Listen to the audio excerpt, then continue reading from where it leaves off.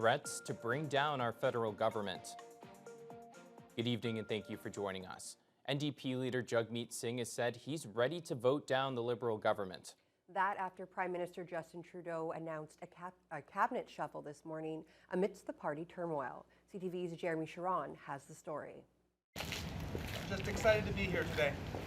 A sizable cabinet shuffle that aimed to strengthen and stabilize Prime Minister Justin Trudeau's cabinet, instead today overshadowed by an NDP letter that puts the Prime Minister's political future in jeopardy. In a letter to Canadians, NDP leader Jagmeet Singh says, no matter who is leading the Liberal Party, this government's time is up. We will put forward a clear motion of non-confidence in the next sitting of the House of Commons. With that letter, Trudeau has lost all support in the House. Conservative leader Pierre Poilievre has been repeatedly pushing for an early election and took it one step further today. I will be writing the Governor-General, asking her to urgently reconvene Parliament and require a non-confidence vote so the Prime Minister can judge whether he stays in power. This all coming as the Prime Minister made significant changes to his inner circle. Why do you still have confidence in the Prime Minister? Prime Minister is the Prime Minister. Who today face repeated questions about their leader's future. This is a time for unity. This is a time for us to stand together.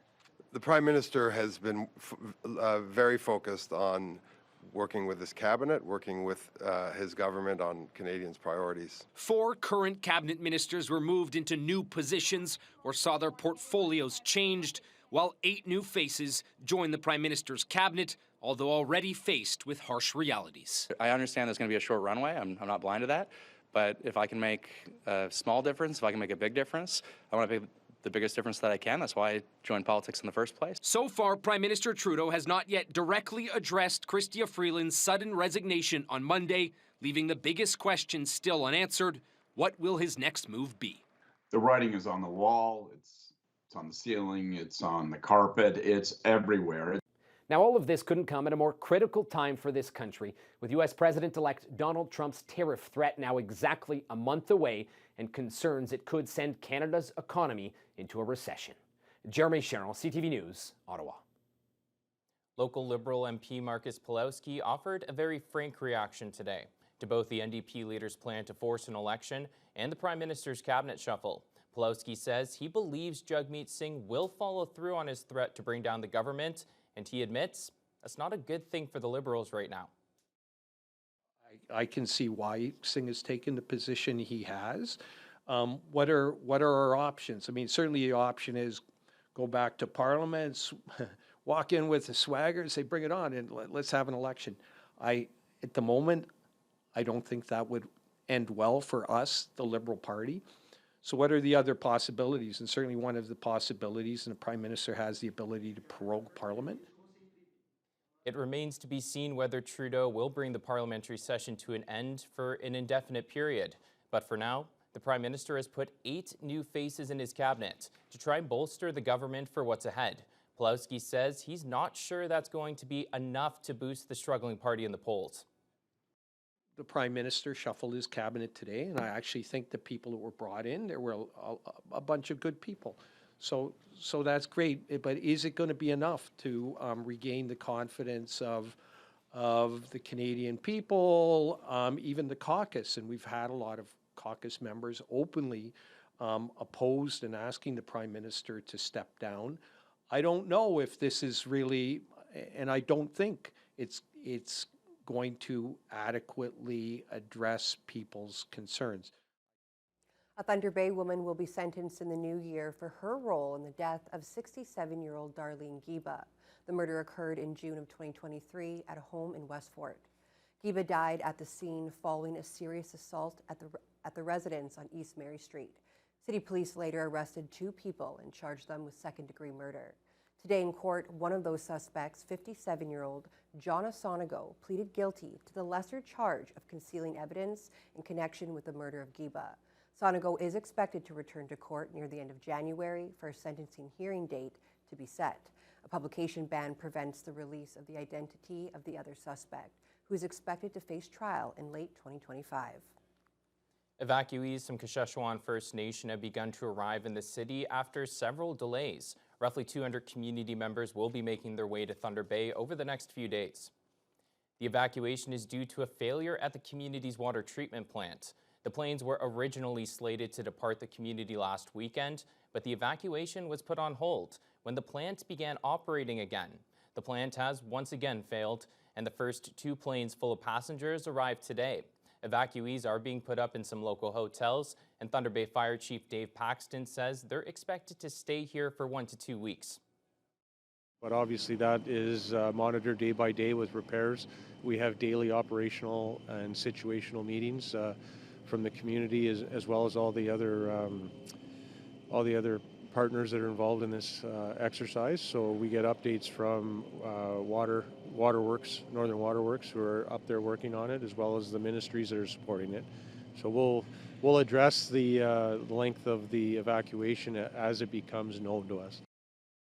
The Township of Emo is asking for a judicial review of the recent orders by the Ontario Human Rights Tribunal. Those orders were related to a 2020 decision by Emo Council to not recognize Pride Month. The tribunal determined the township discriminated against the 2S LGBTQIA+ community and called for them to pay $10,000 to Borderland Pride. Emo Mayor Harold McQuaker was also ordered to personally pay an additional $5,000. He refused, so the money was garnished from his bank account. Emo issued a statement on Thursday saying the township will challenge the decision in court. The statement also points to their declaration of equity, announced by the township in 2022, which says they recognize the dignity of all people and the barriers that come with discrimination.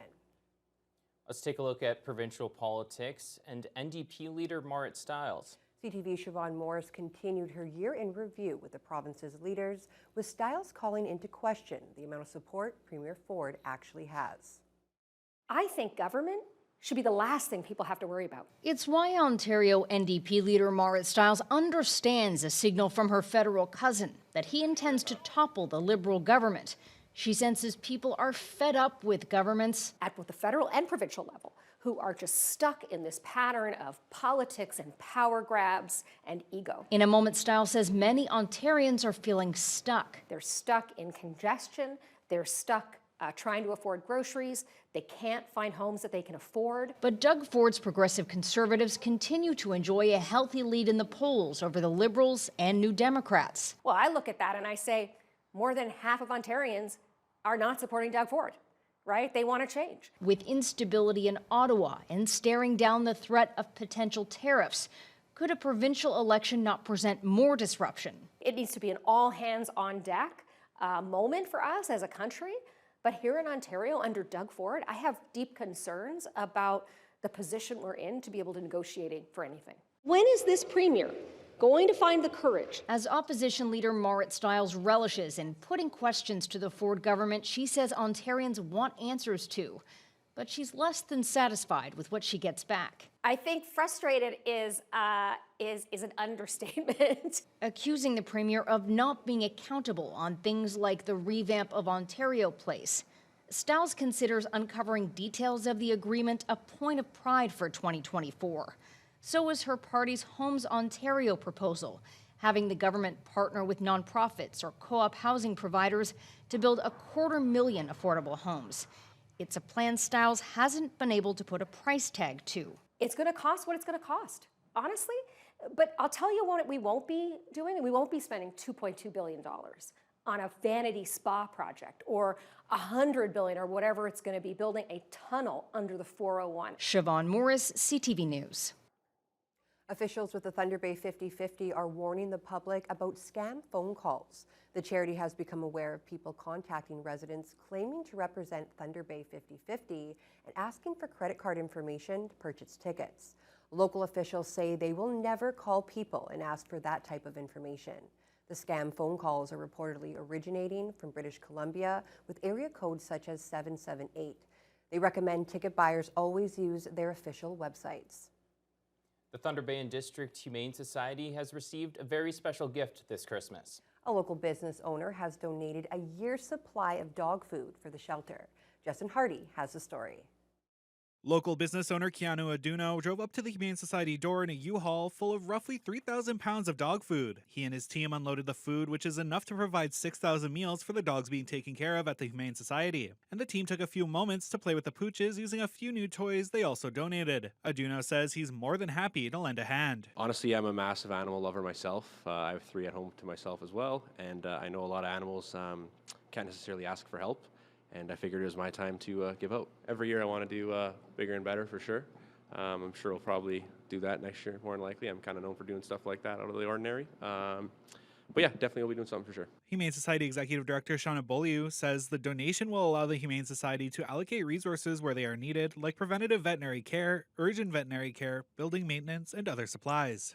Thanks to Keanu and our old friends at Pet Value, we're immensely grateful that we are not going to have to worry at all about feeding our dogs for the next year, thanks to this large donation of dog food for a year. Well, it means so much to us. We get so much community support, and when something as impactful as this comes in, it just shows even further how much our community really cares about animals. The Humane Society is also looking for temporary homes over the holidays to give the dogs in its care a break from shelter life.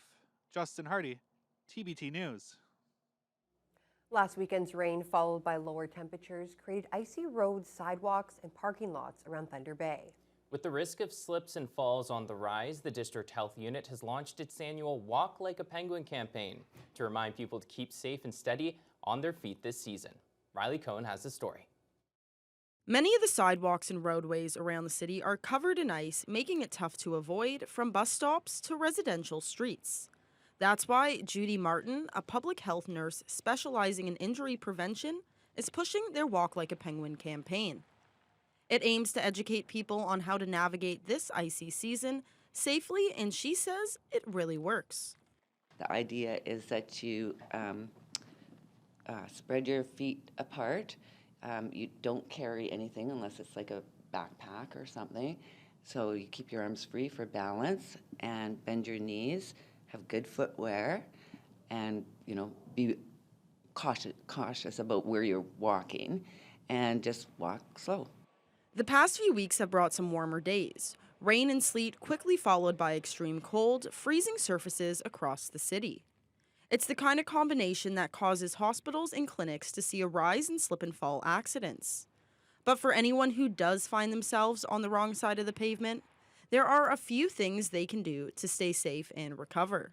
After you have a fall, I think the most important thing is you gotta stay calm, relax, take a few breaths, and assess your situation. So if you're injured, don't move.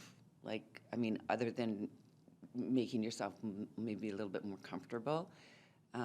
If you're alone, start yelling, call for help. If you have a device, a cell phone or something, call 911.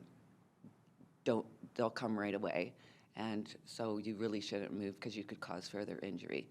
If you feel that you haven't really injured yourself seriously, then you should roll over onto your hands and knees slowly. And slowly, if you can find something to grab onto, that's great. If not, just slowly get up and get your balance again. And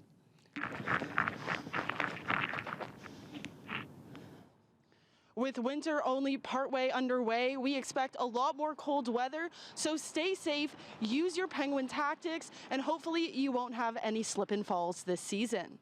Riley Cohen, TBT News. We're now so lucky to be joined by Riley Cohen, the TBT News penguin herself, who's going to give us a little demonstration, which I could use. I actually took a tumble on the way out of my place there today. you go. It's smart. You walk like a penguin. It's little safe. Steps. And it's Little cold enough. Steps. Fiona's got it figured out. Yeah, look at it. We got it. I got it. Back for it. There you go. Walk Hands like out. a penguin. Yes. I've been singing that all day. Now, Fiona, That's of course. even a better way to make it stick in your head, too. It's caught in my head now. It is. Oh, thanks, Penguin. Yeah, thanks. Now, Fiona, are those temperatures dropping low enough where Riley, the TBT News penguin's feeling comfortable? Well, all bundled up like that, yes. This is definitely going to be penguin weather for the next few hours. Today, it was still not quite there, but with a high of -12 and wind chills still feeling like -20. It's definitely within the range of the penguin weather. We had an overnight low of -18, wind chills of -27 to start. But here's the good news. We had a lot of sunshine. Didn't have a lot of wind to start out with, but in the last few hours, it has been picking up, gusting up to 42 kilometers per hour, and that's been supporting that wind chill just getting colder and colder. Now, at this hour, you can see that cold air coming in from the northwest. So obviously, Red Lake, one of the coldest places, they're currently at -27 wind chill, despite just having a few clouds and a lot of sunshine today. It just didn't help to warm things up. We've got -24 in both Pickle Lake and Sioux Lookout. As we head into Armstrong and Greenstone, they're at -23, and wind chills close to -29. Temperatures have actually been pretty steady in this region in the -22, -23 range for most of the day. As you head further south, it's a little warmer, but it's still way below what it should be for this time of year. In Fort Francis, they're at -19, but a wind chill of -29 right now. So despite the difference in temperatures, the wind chill is consistently in the high -20s throughout this region. Now, Sault Ste. Marie has had light snow most of the afternoon. They're currently at -7 and wind chills around -15 along the North Shore. Again, a little bit more moderate because of the lake effect. Now, here in the city of Thunder Bay today, I said it has been getting colder this afternoon. The wind chills are getting more vigorous. Tonight, -26 will be our actual temperature, with winds fairly light, but from the northwest, it's going to feel closer to -31. So there's definitely a risk, obviously, of frostbite, even, dare I say, hypothermia if you are outside any length of time. And if you've got pets, let them out, let them do their business, bring them back inside, because it might be great for penguins tonight and into tomorrow morning, but not necessarily for any cats, dogs, or other furry creatures in your neighborhood. Good news is we will once again have sunshine on Saturday. Just you'll probably want to enjoy it from indoors. But on Sunday, temperatures are going to start to rebound, and that's great news for Santa and his helpers, who get very busy heading into Christmas. So the penguins can visit, but I don't think they're going to stick around as we head into the holiday season. Very good news. I like that. They can come visit, we'll welcome them, and then they can go back. They can get out of here after Christmas, I'd say, probably, right? Right before Christmas, so Santa can warm it up a bit. There we go. Perfect. Thanks so much, Fiona. Now, stick around after the break. We're going to head south of the border to Capitol Hill, where they're actually bearing for a possible government shutdown as well. There was a bipartisan deal that was going to go through. That was until President-elect Donald Trump shot it down. It's just shameful that they allowed Elon Musk, who now everybody's calling President Musk, to blow this deal up.